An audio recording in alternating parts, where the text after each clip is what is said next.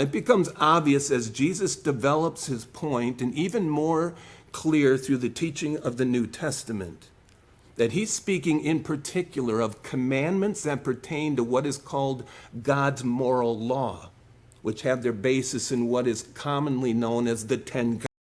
That is what Jesus is speaking of here. As you study the Old Testament, you see that there are also commandments that pertain to what is known as the ceremonial law.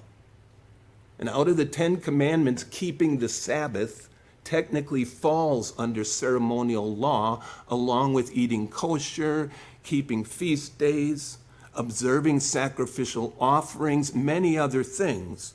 These are all aspects of the Old Covenant that are spoken of as having been fulfilled at Christ's first coming through his substitutionary atonement on the cross. Those ceremonial commandments. And so when Jesus says in verse 17, I didn't come to abolish the law and the prophets, I came to fulfill, and that heaven and earth are not going to pass away until all is fulfilled, we see in the New Testament that much of that was fulfilled at his first coming. The ceremonial commandments, ceremonial law, the rest of it is going to be fulfilled at his second coming.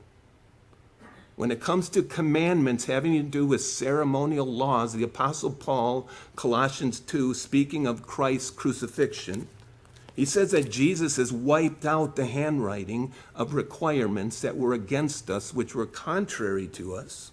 He has taken them out of the way, nailed them to the cross. So let no one judge you in food or drink or regarding a festival or new moon or Sabbaths, which are a shadow of things to come, but the substance is of Christ. The Colossians 2. So there's a distinction clearly made, as we see here, between the moral commandments